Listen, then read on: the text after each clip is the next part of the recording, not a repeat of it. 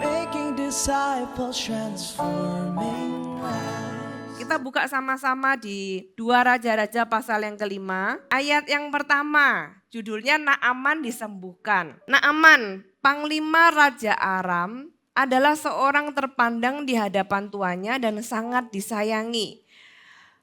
Sebab oleh dia Tuhan telah memberikan kemenangan kepada orang Aram. Tetapi orang itu seorang pahlawan tentara sakit kusta. Orang Aram pernah keluar bergerombolan dan membawa tertawan seorang anak perempuan dari negeri Israel. Ia menjadi pelayan pada istri Naaman. Berkatalah gadis itu kepada nyonyanya, sekiranya tuanku menghadap nabi yang di Samaria itu, maka tentulah nabi itu akan menyembuhkan dia dari penyakitnya. Oke, kita berhenti di ayat 3 ini dulu untuk ibadah yang pertama. Saya brief ceritakan awal sampai akhirnya secara singkat. Naaman ini bukan orang Israel. Ya, Naaman ini adalah panglima tentara orang Aram yang adalah sebenarnya musuh dari Israel.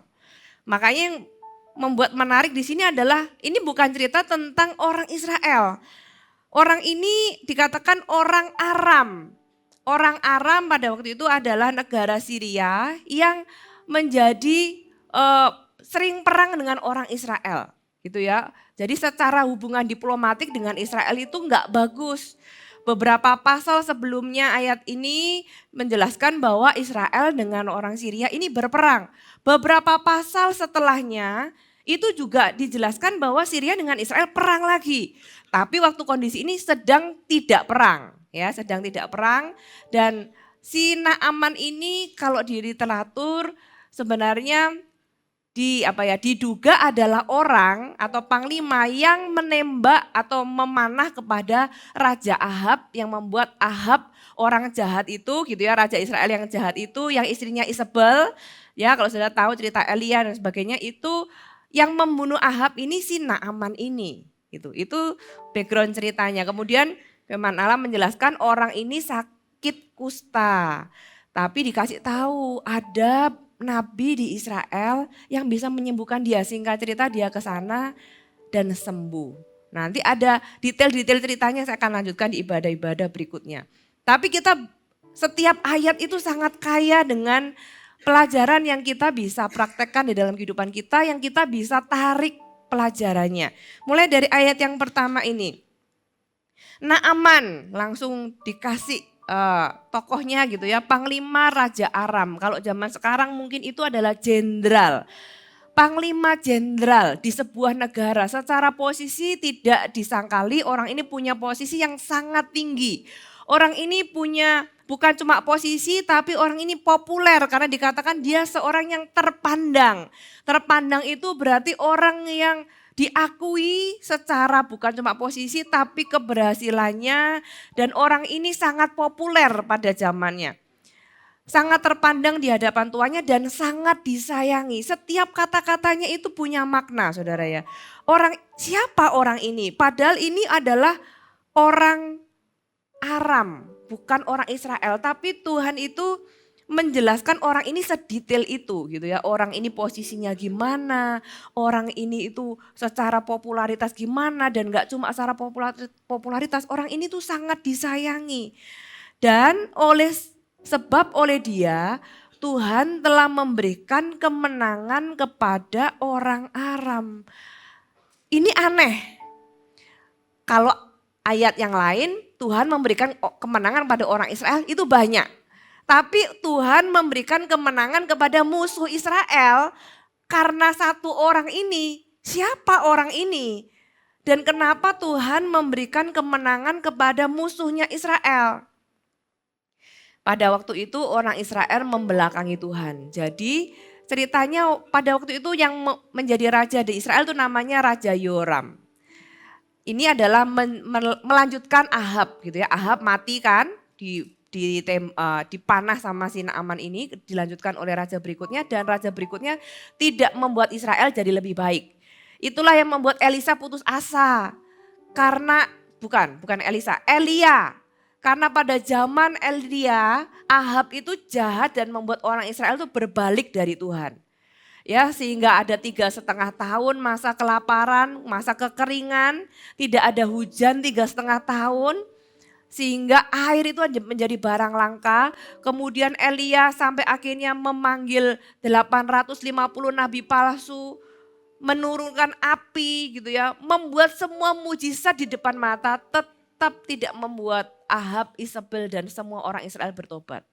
Itu yang membuat Elia putus asa dan berkata, Tuhan cukuplah, lebih baik aku mati karena semua usahaku sia-sia. Orang Israel gak bertobat.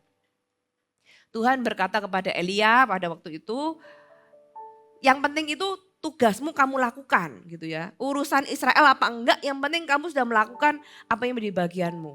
Dia sudah lakukan semua yang terbaik, tetap orang Israel enggak berbalik kepada Tuhan. Ahab mati, dilanjutkan oleh raja berikutnya. Dan disitulah kisah ini terjadi. Kenapa Tuhan memberikan kemenangan kepada Aram? Sesederhana karena Israel meninggalkan Tuhan. Kalau Anda mau musuh Anda diberkati Tuhan, tinggalkan Tuhan, itu paling gampang. Anda akan lihat musuh Anda lebih diberkati. Kenapa?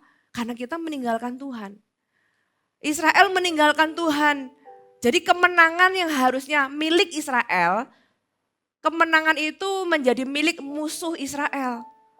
Tuhan memberikan kemenangan kepada orang Aram. Siapa bilang Tuhan itu gak peduli dengan apa yang terjadi di dunia ini? Siapa bilang Tuhan gak peduli dengan politik?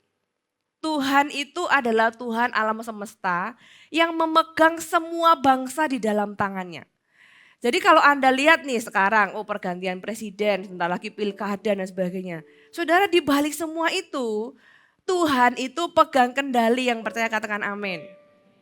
Dan Tuhan itu memakai semua yang dia mau pakai untuk melakukan kehendak Tuhan. Jadi kehendak Tuhan itu di atas segala sesuatu, dan untuk kehendak Tuhan itu terjadi, Tuhan bisa pakai siapa saja, termasuk orang yang gak percaya sama Tuhan. Di dalam percaturan politik, tahun ini kan banyak sekali, Amerika juga barusan selesai gitu ya, Indonesia juga barusan pergantian pemimpin, dan bentar lagi pilkada. Terjadi banyak perubahan dan saya percaya 1000% Tuhanlah yang menentukan siapa yang harus ada di posisi mana. Demikian juga di dalam cerita ini menjelaskan Tuhan itu memakai siapa yang dia mau pakai. Di dalam ayat-ayat yang lain kalau sudah baca, ketika Israel meninggalkan Tuhan, Tuhan pakai berbagai macam bangsa. Babel pernah dipakai. Sehingga orang Israel itu dibuang ke Babel selama 70 tahun. Babel dipakai Tuhan untuk mendisiplin anaknya yang nakal gitu ya. Kemudian Syria, Asyur, banyak pemerintah, banyak bangsa dipakai oleh Tuhan untuk melakukan kehendak Tuhan. Saudara, Tuhan itu adalah Allah yang berkuasa dan berdaulat. Dia berdaulat untuk memakai siapapun yang dia mau, termasuk orang-orang yang bahkan tidak kenal Tuhan dan mungkin menjadi musuh dari umat Tuhan. Bukan berarti Tuhan itu ingin menghukum atau membuat umatnya lebih jauh, malah sebaliknya. Kalau kita orang tua mendisiplin anak kita, bukankah kita rindukan pertobatannya? Bukankah kita merindukan anak-anak kita itu kembali kepada kita dan kita bisa pakai siapa saja gitu ya. Mungkin itu berupa alat, benda atau orang lain ya. Tolong dong kasih tahu anakku gitu ya. Kalau apalagi kalau anak-anak kita sudah besar, kadang nggak dengerin kata-kata orang tua. Kadang kita minta bibinya, pamannya gitu ya, sepupunya, kakak Eagle Kids, kakak AOG atau bukan kakak CGL-nya, pemimpinnya di CG dan sebagainya. Kita bisa minta tolong kepada siapapun demi anak kita itu bertobat. Bahkan mungkin guru di sekolah gitu ya dan sebagainya. Saudara, demikian juga dengan Tuhan. Makanya cerita ini membuat ketika saya berpikir, loh Tuhan memberikan kemenangan kepada orang Aram. Menarik sekali ya, kalau di tempat lain Tuhan memberikan kepada orang Israel itu biasa. Ternyata Tuhan itu adalah Tuhan yang bisa memakai siapa saja. Dan dia berdaulat karena dia adalah Allah yang maha kuasa. Dia memegang percaturan pemerintahan di atas muka bumi ini. Dan Tuhan itu Tuhan yang memakai atau terpenetrasi, atau Tuhan itu ada di semua bagian masyarakat dan kehidupan manusia. Tuhan itu nggak cuma peduli dengan kerohanian kita, saudara, di hari Minggu enggak. Tuhan nggak cuma peduli dengan kita di ruang ibadah ini, bukan itu. Tuhan itu peduli di dalam hari-hari kita. Makanya libatkan Tuhan dalam kehidupan Anda sehari-hari. Kalau Anda hari-hari gitu ya, antar anak di sekolah, atau Anda pergi ke kantor, atau Anda ke toko, atau Anda melakukan pekerjaan Anda sehari-hari. Sadarkah Anda bahwa Tuhan itu mau terlibat di dalamnya? Tuhan itu nggak cuma peduli dengan kehidupanmu di saat teduh nggak hari ini gitu ya. Ke gereja nggak minggu ini, ke CG nggak minggu ini, terus kemudian di absen. Kalau sudah berarti ya udah, berarti selesai setor sama Tuhan. Enggak, Tuhan itu nggak cuma peduli dengan kehidupan rohani kita. Tapi Tuhan itu mau terlibat dan peduli terhadap kehidupan kita secara holistik. Di dalam parenting Anda, gitu ya, di dalam bagaimana Anda membesarkan anak. Di dalam Anda mengambil keputusan sehari-hari, ya, di dalam kantor mungkin, di toko Anda, di manapun, libatkan Tuhan. Jadikan doa itu adalah bagian Anda. Lihat kalau Tuhan itu aja terlibat di dalam percaturan dunia ini, segala sesuatu di dalam dunia ini, sekecil apapun itu, Tuhan itu sangat peduli, saudara. Bahkan doa kita, saya di dalam perjalanan kehidupan saya itu berkali-kali udahlah nggak terhitung gitu ya. Hal yang paling simpel, hal yang kecil yang saya pikir itu aduh istilahnya Tuhan lupa aja nggak apa-apa gitu ya. Tapi Tuhan itu ternyata inget loh. Kapan hari saya pergi ke Bali gitu ya, awal Oktober bersama dengan keluarga. Punya anak udah gede, jadi ya udah mereka lah yang bikin itinerary gitu ya, mau makan di mana gitu ya, jam berapa. Ya mereka lah yang pilih mau ke mana aja gitu ya. Mereka lah yang pilih semua, saya ngikut aja, namanya orang udah tua ya. Belum, sorry. Sudah, masih anak-anaknya sudah besar. Nah, saya merasa tua mungkin ya. Jadi anak-anak udah besar, udahlah mereka yang pilih gitu ya. Satu kali ketika kita mau menuju ke sebuah tempat, macet gitu. Macet kemudian aduh gimana ya, udah kita ganti skenario, maksudnya ganti plan. Mau ke A, akhirnya carilah yang deket-deket yang gak macet gitu ya. Anak saya search, oh ya ke sini aja. Jadi yang nentuin bahkan bukan saya. Ketika dia liatin, oh kita mau ke restoran ini gitu ya. Ketika saya lihat, saya sampai kaget. Saudara, bertahun-tahun yang lalu saya tuh pernah jalan kaki lewat restoran itu. Dan saya tuh dalam hati berpikir, aduh kepengen ya makan di restoran itu. Dalam hati, itu kayak ngomong sama diri sendiri, bahkan gak berdoa Tuhan kepengen suatu hari, enggak. Saya tuh cuma dalam hati kepengen ya makan di sini tapi kok kayaknya mahal gitu. Pergi sama teman-teman cuma jalan kaki lewat gitu loh, karena lihat kok tempatnya bagus gitu kan.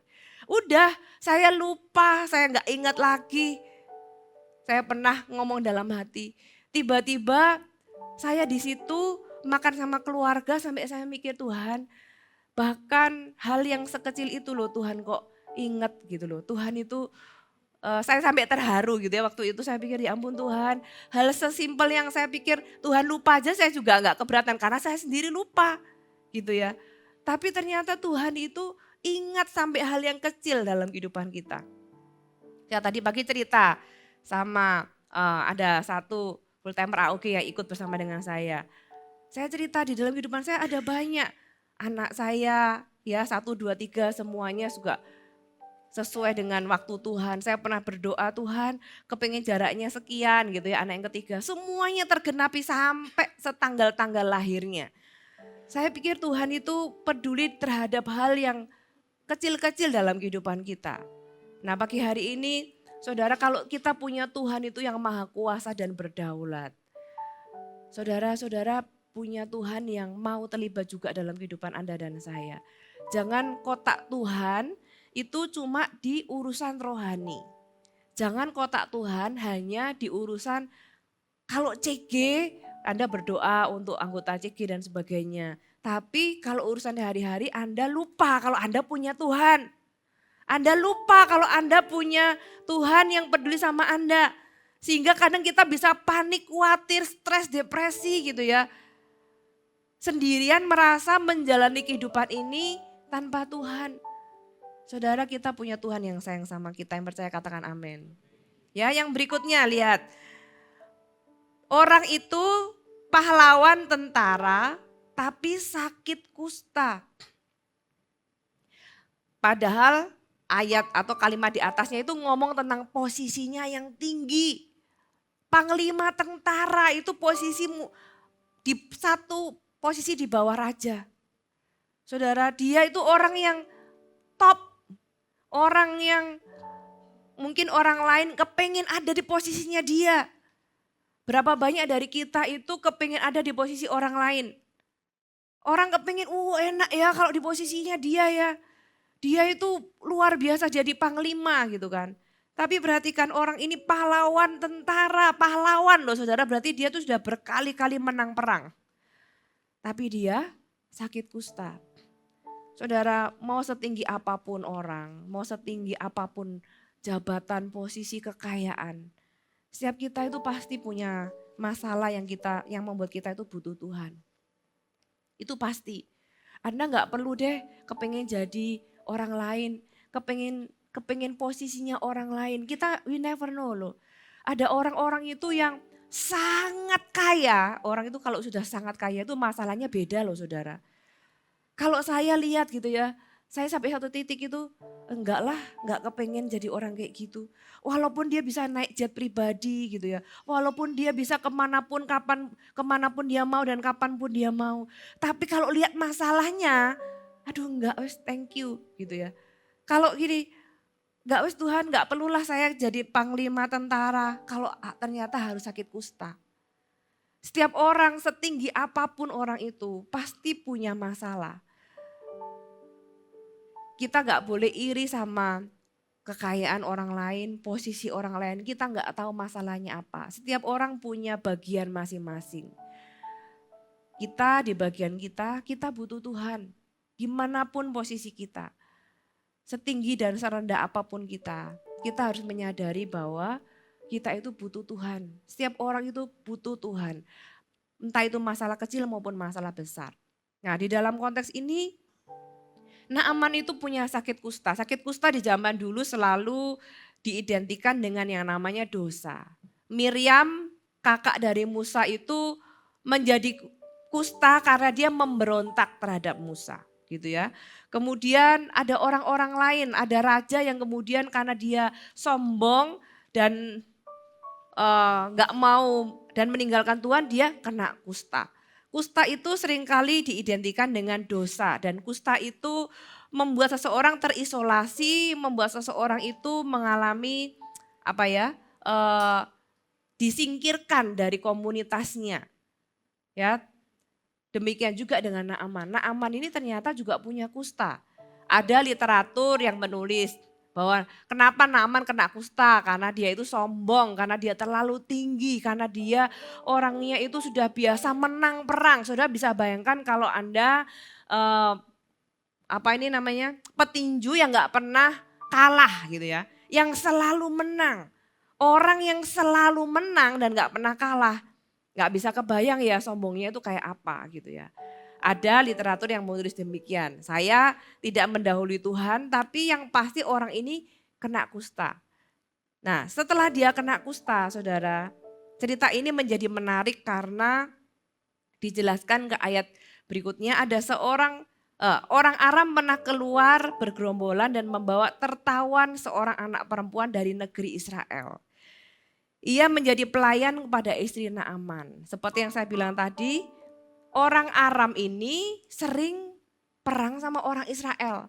Kalaupun gak perang, mereka itu suka garain gitu ya. Suka melakukan sesuatu kemudian menjarah sesuatu. Melakukan penyerangan kepada bagian tertentu dan menawan orang-orangnya. Itu yang mereka lakukan. Dan salah satu tawanan orang Israel yang dibawa oleh Naaman adalah seorang anak gadis yang tidak tertulis namanya di sini. Bahkan ditulis ini seorang anak, berarti dia pasti di bawah umur. Bukan seorang perempuan, seorang anak saudara. Seorang anak perempuan. Berarti dia di bawah umur. Ketika saya baca ini saya ingat yang namanya Yusuf. Yusuf juga entah karena gimana gitu ya, tiba-tiba ada orang Mesir yang lewat dan kebetulan orang Mesir itu juga adalah orang istana dan membeli Yusuf sebagai budak. Dia melayani sebagai budak ketika Yusuf masih sangat muda. Seseorang yang tertawan adalah orang yang itu sebuah cerita yang pasti tidak enak. Kalau zaman sekarang itu mungkin seperti human trafficking. Orang yang diambil untuk melakukan pekerjaan sebagai budak. Saudara, dan anak perempuan ini pasti dia tidak pernah menginginkan itu terjadi. Seorang anak yang tiba-tiba berpisah dengan orang tuanya. Seorang anak yang diambil bukan dengan rela hati tapi karena dipaksa, ditawan gitu ya. Dan dia disuruh kerja di bawah pemimpin yang gak takut akan Tuhan.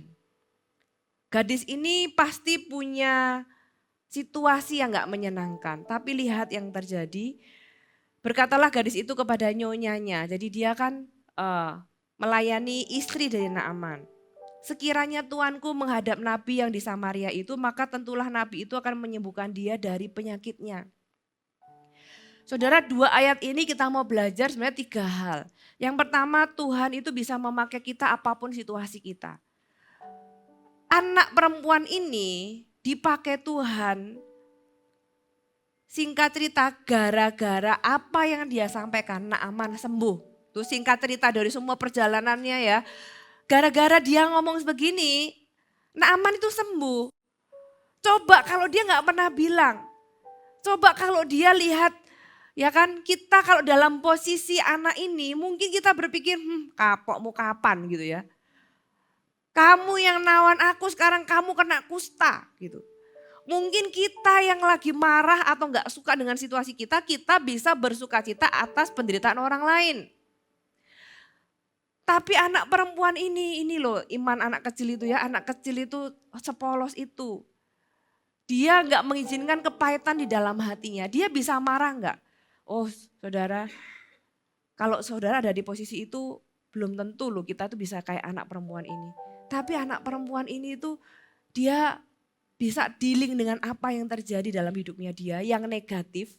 Dia diambil sebagai tawanan, kemudian dia tinggal di dalam keluarga yang gak takut akan Tuhan dan dia harus melayani seseorang dia gak pernah kenal sebelumnya.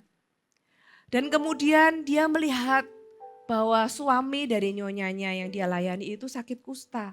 Dia lihat penderitaan tuannya. Mungkin dia bertanya-tanya gitu ya, dia melihat tuanku ini orang hebat. Tuanku ini pahlawan perang. Dia bisa menang dengan strateginya, dengan kepintarannya gitu ya. Saudara, tapi dia tidak bisa melakukan sesuatu untuk menyembuhkan sakit kustanya. Itu yang membuat saya bilang tadi, setiap kita itu butuh Tuhan. Ada hal-hal yang kita tidak bisa lakukan dengan semua kekuatan kita untuk menyelesaikan sebuah masalah tertentu dalam kehidupan kita. Orang ini lupa dan karena ditulis di firman Tuhan yang kita tahu Tuhan yang memberikan kemenangan. Orang ini mungkin gak sadar gitu ya, Naaman itu gak sadar kalau Tuhan yang memberikan dia kemenangan. Dia pikir karena usahaku. Anak perempuan ini saya percaya dia dibesarkan oleh orang tua yang takut akan Tuhan. Makanya dia punya iman untuk kesembuhan Naaman. Kalau dia gak punya iman dia gak mungkin ngomong demikian. Yang kedua karena dia pasti tahu tentang Elisa. Dan dia tahu Elisa sudah buat banyak mujizat. Jadi hal-hal rohani itu sudah menjadi bagian dalam kehidupannya sejak dari kecil. Pentingnya anak-anak dari kecil itu diajari hal-hal yang rohani saudara. Kita orang tua harus memperjuangkan anak-anak kita sejak dari kecil. Lihat anak ini saya percaya dari kecil pasti sudah diajari tentang iman. Orang tuanya pasti banyak cerita tentang Tuhan gitu ya. Sehingga bahkan ketika dia di luar sekalipun jauh dari orang tua, imannya itu tetap hidup loh. Iman itulah yang membuat dia menyampaikan kabar baik kepada istri dari Naaman. Kalau dia nggak punya iman, jangankan berpikir Naaman bisa sembuh, dia pasti akan berpikir, wah ya udah, tamatlah nasibnya tuanku ini. Gak ada orang yang bisa menyembuhkan, mana mungkin, karena kusta itu tidak bisa disembuhkan. Kusta itu adalah penyakit yang kalau hari ini Anda dengar vonis dokter, dokter bilang sudah tidak bisa disembuhkan. Nah itu adalah salah satunya kusta. Kalau Anda dengar sebuah vonis dokter, sebentar lagi umur Anda tinggal sekian dan tidak ada lagi obat. Nah itu sama dengan kusta, saudara. Kusta itu tidak bisa disembuhkan. Hanya butuh seorang atau butuh iman seseorang yang bisa berkata bahwa kalau tuanku itu datang kepada nabi yang di Samaria pasti sembuh, pasti sembuh gitu ya. Kata tentulah nabi itu, tentulah itu sama dengan kata pasti. Jadi iman anak ini itu membuat tuannya sembuh loh saudara. Saudara, kita itu kalau punya hati yang benar, kita bisa mengatasi kepahitan, kemarahan, kegeraman. Tuhan bisa pakai kita dimanapun kita berada. Tuhan bisa pakai kita walaupun situasi kita itu masih dalam situasi yang sangat tidak ideal. Anak perempuan ini di dalam situasi yang tidak ideal, tapi luar biasanya Tuhan bisa pakai dia dan karena dia punya hati itu benar. Kalimat itu gak akan pernah keluar dengan hati yang salah. Kalimat itu keluar karena dia punya belas kasihan. Dan karena perkataan si anak perempuan inilah akhirnya Naaman itu sembuh. Jadi saudara, apa situasimu hari ini? Jangan menunggu situasi yang ideal dulu baru Anda mau dipakai Tuhan. Nanti deh kalau aku sudah punya banyak waktu. Nanti gitu ya, nanti. Kata nanti itu hanya menunjukkan bahwa Tuhan itu prioritas kesekian. Kata nanti itu hanya menunjukkan penundaan itu hanya menunjukkan prioritas kita itu tidak yang terutama. Anda kan juga demikian kan sama orang-orang atau sesuatu yang Anda tidak prioritaskan. Kata prioritas adalah segera. Sekarang itu kata prioritas, tapi kalau kata nanti itu kata bukan prioritas. Saudara jangan tunggu situasi ada ideal. Ya, ada orang yang wah nanti kalau aku sudah lulus kuliah baru aku melayani Tuhan. Aku sekarang lagi sibuk, aku lagi skripsi dan sebagainya. Begitu lulus kuliah masuk kerja, aduh aku sibuk kerja nanti aja deh. Kalau jabatanku sudah naik, kalau karirku sudah membaik, ya nggak membaik menikah, tambah lebih nggak punya waktu lagi. Nanti aja gitu ya, punya anak lebih nggak punya waktu lagi. Saudara, tidak ada situasi yang ideal atau waktu yang ideal. Yang ada itu adalah prioritas yang benar. Karena waktu yang ideal atau situasi yang ideal itu tidak akan pernah terjadi dalam kehidupan kita. Saudara, ketika saya khotbah hari ini, situasi saya ideal enggak? Enggak, secara fisik saya tidak fit gitu ya. Ada berbagai hal yang saya belum beres gitu ya. Di kantor, di mana dan sebagainya. Ada hal-hal yang ada di pikiran saya nempel gitu ya. Tapi saya tetap melakukan khotbah, saya mau maksimal di sini. Saya tetap harus membagikan apa yang Tuhan taruh dalam hati saya. Saya nggak perlu nunggu semua masalah saya beres, baru saya saya mau khotbah dan baru bisa khotbah dengan baik. Enggak, saya harus bisa maksimal di situasi yang memang saya ada. Memang Allah katakan beritakanlah firman baik atau buruk situasinya. Kapanpun itu. Kata firman Tuhan beritakanlah firman apapun situasinya. Jadi kita itu bisa dipakai Tuhan sebenarnya kalau kita mau di dalam apapun situasi kondisi kehidupan kita. Ketika anak kita belum bertobat, mungkin ketika suami atau istri kita belum sungguh-sungguh sama Tuhan, mungkin ketika usaha kita belum diberkati atau belum menunjukkan pengembalian yang seperti kita harapkan. Mungkin ketika banyak hal Anda bisa sebutkan situasi Anda. Situasi anak ini Anda tahu dia adalah anak tawanan. Tapi di dalam situasi yang tidak ideal, dia tetap bisa dipakai Tuhan ketika hatinya benar. Dan karena satu Satu kalimat itu ya, satu kabar baik itu mengubahkan hidup seorang panglima, dan pada akhirnya Naaman itu bukan hanya disembuhkan. Naaman itu percaya kepada Allah Israel. Ya, Tuhan bisa memakai kita apapun situasi kita. Yang berikutnya sampaikan kabar baik. Kabar baik itu tidak boleh disimpan sendiri, saudara. Kabar baik itu harus diceritakan. Anak perempuan ini menceritakan kabar baik kepada nyonyanya karena itu ada tuannya. Nyonya, aku punya kabar baik. Kabar baiknya apa? Kabar baiknya adalah kalau Tuhanku itu datang kepada nabi yang di Samaria itu, pasti akan disembuh. Saudara, kabar baik itu gak boleh disimpan dalam diri sendiri. Kalau Anda ngalami Tuhan, jangan diam mulutnya. Kalau Anda itu punya kabar baik bahwa di dalam Tuhan itu ada solusi, ada jalan keluar, ada keselamatan, ada kesembuhan, ada kelepasan. Jangan diam, saudara. Sampaikan kabar baik. Kita gak pernah tahu, saudara, bahwa satu kabar baik itu bisa mengubahkan hidup gak cuma satu orang, tapi bisa seluruh keluarga dan bahkan mungkin satu kota. Gara-gara satu kabar baik ini, Naaman di posisi tertinggi itu, dia mengalami kesembuhan, dia percaya dengan Allah Israel, saudara. Dan saya percaya seluruh keluarganya akan melihat itu kesaksian yang nggak bisa ditutupi lagi. Kusta jadi sembuh. Kalau saudara lihat di ayat-ayat berikutnya itu, kulitnya itu menjadi pulih seperti kulit bayi, firman Tuhan tulis. Benar-benar kalau Tuhan menyembuhkan itu nggak tanggung-tanggung. Itu loh Tuhan yang kita sembah itu, kalau nolong kita itu nggak nanggung-nanggung. Tuhan yang kita sembah disebut sebagai Tuhan more than enough. God more than enough. Tuhan yang memberi lebih dari apa yang kita butuhkan. Firman Allah juga menulis, Dia memberi lebih dari apa yang kita doakan dan pikirkan. Seberani apa kita berdoa, Allah yang kita sembah itu bisa memberikan dan mau memberikan itu selalu lebih. Tuhan itu Allah yang selalu kasih bonus. Allah yang selalu kalau menyelesaikan itu selalu tuntas. Nah itu loh Tuhan yang kita sembah. Tapi bagian kita gitu ya, bagian kita itu adalah kita jangan simpen kabar baik, saudara. Anda di dalam Tuhan, di dalam gereja, kita punya kabar baik yaitu Injil.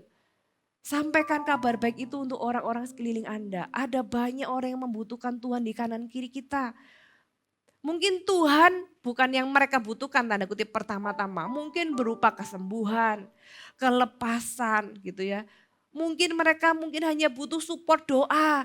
Jangan malu doakan orang, saudara. Kalau teman Anda curhat dengan Anda, jangan malah di-entertain dengan ikut sama-sama menjelekkan orang lain atau ikut-ikutan menggosip. Kalau teman Anda curhat kepada Anda, saya challenge Anda hari ini. Kalau mereka curhat ngomong persoalan, selesaikan curhatan itu dengan Anda doakan dia. Teman Anda itu mungkin hanya sejauh support doa. Bagi Anda, saya percaya kalau Anda belum pernah melakukannya dan ketika Anda melakukannya Anda akan bergumul nih awal-awal. Aduh malu gitu ya, nggak pernah, nanti kalau doaku jelek gimana gitu ya. Waduh kalau doaku ternyata nggak tepat sasaran gimana gitu ya. Terus Anda tetap memberanikan diri untuk berdoa gitu ya. Oke, setelah Anda dengarkan, begini curhat begini gitu ya. Boleh gak aku doakan? So Anda doakan. Berbagai respon bisa terjadi. Ya ada yang orangnya tuh sampai nangis mungkin gitu ya. Dan saya thank you udah didoakan gitu. Mungkin ada orang yang cuma diem flat gitu ya. Gak ada nangisnya dan gak say thank you. Dan Anda berpikir aku salah barusan gitu ya. Jangan-jangan aku ini melakukan kesalahan. Enggak saudara. Doa kalau kita orang Kristen, kita percaya ada kuasa di dalam doa. Kita percaya doa itu bisa membuat sesuatu yang tidak ada menjadi ada. Nah kalau kita percaya kuasa doa, jangan remehkan satu langkah yang kelihatannya sepele. Jadi mendengar adalah hal yang baik, Anda bisa melayani orang lain dengan menjadi pendengar.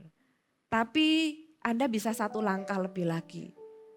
Setidaknya doakan mereka. Sampaikan kabar baik tentang betapa baiknya Tuhan yang juga bisa akan menolong mereka. Itulah Tuhan bisa memakai kita dengan cara yang sangat sederhana. Menyampaikan kebaikan Tuhan. Aku percaya Tuhan pasti akan tolong kamu. Tapi kita tahu kita nggak bisa tolong. Dan kita tahu Tuhan yang bisa tolong. Bagian kita adalah kita jadi jembatan antara dia dengan Tuhan. Saudara, kadang-kadang kalau orang dalam kondisi masalah kan imannya jadi ciut ya saudara ya. Kalau kita jadi dalam kondisi banyak masalah, iman kita seolah-olah menjadi lemah. Orang yang curhat dengan Anda itu juga dia imannya mungkin sedang lemah. Butuh kita yang hari ini ketika Anda dicurhati, Anda yang menjadi jembatan antara dia dengan Tuhan. Pakai iman Anda untuk membuat dia mempercayai kembali bahwa Tuhan itu sanggup menjawab pergumulan orang tersebut. Seperti anak gadis ini, dia bilang, aku punya kabar baik, di Israel ada jalan keluar untuk tuanku. Puji Tuhan, Naaman meresponi dengan baik karena si nyonyanya ini bilang sama suaminya, mana sih istri yang gak sedih kalau suaminya sakit kusta. Mungkin dia sudah berbagai macam tabib sudah dicoba. Dia udah mencoba berbagai cara karena orang ini bukan cuma terpandang, bukan cuma pahlawan perang, tapi orang ini sangat kaya. Ya, kalau sudah baca berikutnya dia membawa pemberian kepada Elisa ya untuk menyembuhkan kustanya. Dia bawa berbagai barang, beberapa talenta emas, perak, kemudian dan sebagainya. Itu kalau dihitung itu kira-kira 5,5 juta dolar. Pemberiannya aja itu kira-kira hampir 100 M gitu ya, 90 M. Saudara, orang ini bukan orang yang pasti dia sudah coba berbagai cara. Jalan keluar yang satu ini mungkin mereka karena sudah desperate, nyonyanya bilang ayo coba satu kali lagi. Kabar baik Anda mungkin kepada orang lain itu adalah cerita atau kabar baik yang sudah dicoba sama dari nasihat-nasihat yang lain gitu ya. Udah dicoba dan gagal. Anda jangan kecil hati. Yang kita tawarkan itu adalah kuasa Tuhan. Yang kita tawarkan itu adalah pribadi Tuhan. Saudara, akhirnya Naaman datang kepada Elisa dan dia disembuhkan Tuhan. Dan saya mau kita semua belajar dari anak gadis ini. Jangan bermental korban. Kalau orang ini bermental korban, si anak gadis ini, dia akan menjadi orang yang tenggelam. Walaupun dia adalah korban, saudara. Anak gadis ini tuh korban dari apa? Dari peperangan, karena dia itu tawanan. Dia adalah orang yang benar-benar korban, tapi dia tidak bermental korban. Berapa banyak dari masyarakat bukan korban, tapi bermental korban. Ya kan, mental korban itu gimana? Bermental korban itu berkata bahwa situasiku ini adalah akibat dari orang lain. Akibat dari apa yang orang lain lakukan atau kejadian atau akhirnya dia mempercayai bahwa aku ini adalah korban. Korban dari orang tua yang broken home, korban dari orang tua yang gak sukses, korban dari ekonomi yang buruk sehingga aku dipecat, aku ini korban dari dan sebagainya. Walaupun kadang-kadang bukan korban, orang itu bisa melihat dirinya itu sebagai korban. Padahal kadang-kadang orang dipecat ya karena gak benar kerjanya. Tapi dia merasa bahwa aku ini korban karena apa? Karena bosku jahat gitu ya. Karena perusahaannya sedang perampingan. Saudara, ya apapun itu saya mau kasih contoh dari cerita ini bahwa bahkan dari seorang anak gadis yang memang adalah korban. Tapi dia tetap punya pilihan untuk tidak bermental korban. Orang yang bermental korban itu gak akan pernah bangkit. Karena dia akan menunggu orang lain atau situasi itu membayar dan bertanggung jawab atas hidupnya. Orang yang bermental korban tidak pernah bangkit karena dia menganggap orang lain itu berhutang sama dia. Oleh sebab itu, apa yang membuat kita itu bisa bangkit adalah ketika kita tidak lagi melihat diri kita sebagai korban, tapi melihat diri kita sebagai orang yang bertanggung jawab atas hidup kita sendiri. Mau orang lain atau kita adalah korban dari situasi gitu ya. Korban dan mental korban itu dua hal yang berbeda, tidak sama. Korban itu adalah memang secara fakta, tapi mental korban itu masalah jiwa. Gitu ya. Orang itu kalau bermental korban, dia akan menuntut orang lain bertanggung jawab. Dia nggak bertanggung jawab atas hidupnya, tapi menuntut orang lain yang bertanggung jawab. Kebalikannya, kalau orang itu nggak bermental korban, dia bertanggung jawab atas dirinya dan apa yang terjadi dalam dirinya. Oke, aku memang anak dari keluarga broken home, tapi aku tidak harus hancur seperti orang tuaku. Dia bangkit dan bertanggung jawab, mengambil tanggung jawab terhadap dirinya dan dia mengambil langkah-langkah untuk dia mengambil tanggung jawab dan menjadi bagian ke depan ini harus bagaimana. Dia belajar, dia melatih diri, dia dia melihat kejatuhan atau kesalahannya apa ini dia tidak boleh ulangi lagi dan sebagainya. Dia menjaga dirinya, dia nggak lagi jadi orang yang terpuruk dan akhirnya jatuh ke pergaulan yang salah. Kalau kita itu misalnya mengalami menjadi bagian dari ekonomi yang terpuruk. Ekonomi memang terpuruk, tapi daripada kita menyalahkan orang lain karena orang yang bermental korban adalah orang yang selalu menyalahkan orang lain kecuali dirinya, gitu ya. Bagaimana kalau kita lebih baik kita evaluasi dan apa yang kita bisa lakukan ke depannya. Gak usah mikirin orang lain ataupun siapa yang kita bisa salahkan, tapi apa yang aku bisa lakukan sekarang dan untuk masa depan. Anak gadis ini masih di bawah umur. Anak gadis ini belum orang dewasa. Tapi saya kagum dengan mentalnya. Anak ini tidak bermental korban. Dia mengambil tanggung jawab untuk hidupnya. Dia kerja baik-baik gitu ya. Dia bahkan menghargai tuannya dan berpikir hal yang baik untuk tuannya yang bukan anak Tuhan.